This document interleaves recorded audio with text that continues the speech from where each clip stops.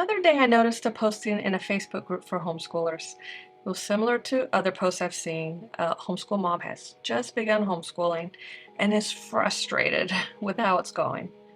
This particular mom had an extra set of challenges. Her child was struggling with a physical impairment that directly affected academics. So she was trying to figure out a way to give her son a good education while working around this difficulty. She asked for curriculum suggestions that would work with her situation. You could sense her frustration and distress. She seemed to be just shy of the point of panicking, but was managing to keep it together and work the issue. I felt for this lady, don't you? I mean, haven't we all had moments like this in our homeschool journey where our eagerness to homeschool well outpaces our know how? Clicked over to the comments with a mixture of hope and dread. Hope because I really hoped the stranger was receiving the help that she needed, but dread because I've seen what usually happens. This time was no different. Too many of the moms that commented shared their favorite curriculum or homeschool style with no thought to the particular situation of the mom that had asked the question. The focus instead seemed to be on getting people to agree that their chosen way of doing things was the best way. I suspect that this type of response often stems from insecurity, wanting confirmation that they're doing the right things in their homeschools, but it wasn't helpful at all. Another response was the typical, "Are you even worried about academics at this age?" Guys, this lady wasn't asking for suggestions for teaching her kid Newtonian physics.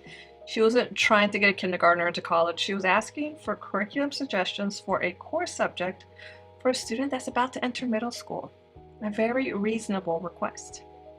So why couldn't people just get over themselves and help her? There were a few people that truly heard this poor woman, encouraged her, and gave advice with her situation in mind.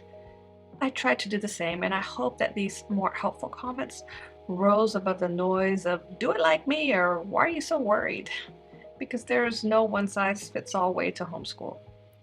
Homeschool families are all unique, comprised of individuals with different needs and interests, and each family has their own idea of what they want to get out of homeschooling. So when I see a new homeschool mom asking for advice about curriculum or routines or whatever, what I really hear her asking is, what are the steps that I need to take to get ready for a school year that works for my family? And I'd love to help with that. I'm Leslie, an engineer turned homeschool mom, and I want to help moms not just plan their homeschool year, but also make preparations that allow them to pivot thoughtfully and intelligently when things don't go as planned, because they never do. So let's talk about that. First, consider a fictional woman, we'll call her Eager Elsie, that has decided to start homeschooling. She doesn't know what to do or where to start. So she does what a lot of people do. She finds what she thinks is a successful homeschooler on YouTube or Instagram or somewhere else online and thinks this person has it all figured out. So I'm just gonna homeschool the way she does. In Eager Elsie's case, she finds a veteran homeschooler named Homeschool Holly. Eager Elsie purchases a lot of the curriculum that Homeschool Holly uses. She adopts her routines and book choices and, in general, imitates the homeschool style the Homeschool Holly has spent years creating for her own family. Do you think that Eager Elsie gets the same results as Homeschool Holly? I'll wait while you think about that. Okay, time's up. Of course she doesn't get the same results. They're different people with different families, so they get different results. Homeschool Holly's routine doesn't work for Eager Elsie's family. A couple of the curriculum choices work, but others are the worst part of the week, and Eager Elsie doesn't know how to fix the problems. So she goes into a season of trial and error. Eager Elsie dumps Homeschool Holly's advice and starts imitating a series of other homeschool influencers. There's classical Clarice, nature Nancy, and literature Laura, among others. They all have different ideas about how to homeschool, so Eager Elsie starts to cobble together pieces of advice from each of them. She runs into problems because their advice seems to be conflicting. Should she be reading to the kids all day, or should they spend more time outside? Should they work together as a group, or should she focus on child-led activities? Should she be teaching Latin, or are handicrafts where it's at? All of these activities take time, and Elsie just can't fit it all in. especially since she has responsibilities outside of homeschooling. By the end of the school year, eager Elsie has become emotional Elsie because she's an emotional wreck. She feels like she hasn't done a good job with any of her responsibilities, and she feels like she's wasted a lot of time and money unsuccessfully trying to recreate other families' perfect homeschools. So, what could eager Elsie have done instead? How could she channel her eagerness into greater homeschool success? Well, the first thing she could have done was adopt a totally different mindset. Instead of playing the imitation game, eager Elsie could decide from the very beginning that her family's homeschool would be different from all other homeschools because her family is unique. She could have embraced her family's uniqueness instead of trying to be just like somebody else. The second thing she could have done was customize her homeschool to fit her unique family's needs. Knowing that she would customize her homeschool to her family's needs, Elsie could take a data-driven approach to homeschool planning so that she could make informed decisions instead of just guessing about what might work for her family. Her trial and error would be more targeted and focused and not like throwing darts blindfolded. She would work on creating a homeschool that aligns with her family's culture and values instead of trying to change her family to fit around a particular style of homeschooling. And she would focus on child-specific objectives and use the educational approaches best suited for each child and her family as a whole. Because homeschool styles, educational philosophies, and even curricula don't have any value on their own. Their value lies 100% in how well they help you to educate your children. They are meant to serve the child, not the other way around. Our children were not born to prove a homeschool style or educational approach's worth. With that in mind, I've come up with a 6-step system for customizing my family's homeschool, and I'd like to share that system with you. I call it Homeschool Planning Decoded. It is a method of homeschool planning and not a dogmatic approach to homeschooling itself. I'm not going to tell you what curriculum to choose. I've got my favorites, but what works for my family may not work for your family. I'm not going to tell you what subjects to teach, although I might make some suggestions to get you started. I'm not going to tell you how much time to spend on certain activities. How could I? I don't know your life. The answers to all of those questions will depend on your particular family, and I don't know your family.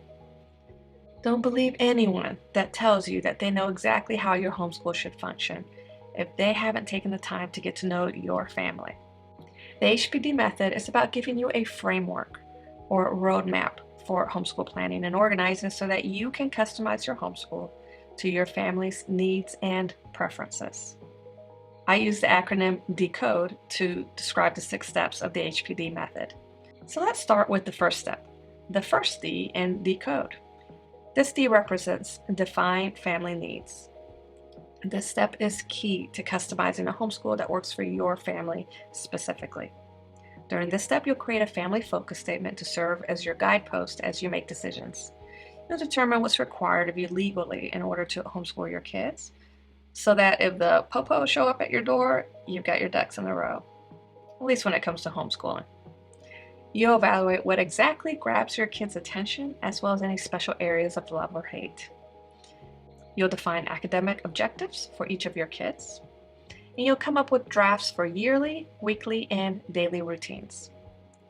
This define family needs step is essential, since it's the data gathering step that will inform the decisions you make later in the planning process. The next letter, E, is for explore options. This step is especially important for new or rookie homeschoolers. During this step, we'll define some terms. We'll look at buzzwords that you'll come across during homeschool research so that you understand what's being talked about. You'll also consider options that you have for homeschooling, keeping in mind everything that you've learned about your family during the define needs step. The next letter in Decode, C, represents curriculum plan. This is a busy step.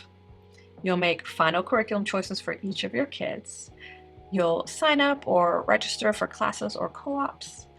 You'll create a book list and make lesson plans. And you'll finalize your academic year and your weekly and daily routines. Then we get to O, which stands for organize. This is another busy step since it involves organizing your homeschool supplies and setting up curriculum systems for your kids. The second D in Decode is for your first day of homeschool for the academic year.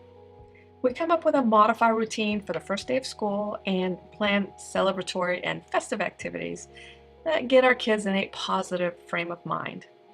Because after all the homeschool planning you do, you'll be super excited to get started, but your kids, not so much. So we'll talk about how to make the beginning of the academic year a bit more exciting and how to ease into all of the academics. Finally, we get to the last letter in Decode, E, which reminds us to end strong.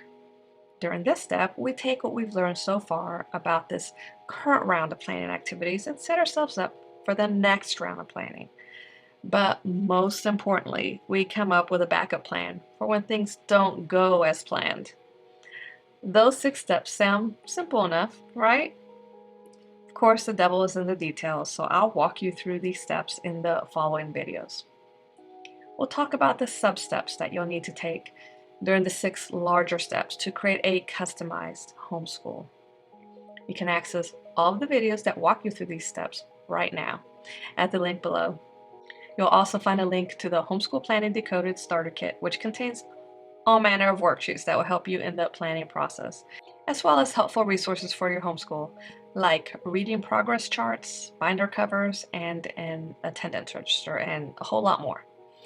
If you're feeling overwhelmed, just know that we'll be going through this process step by step, tackling one piece at a time. So try to enjoy the process and happy planning.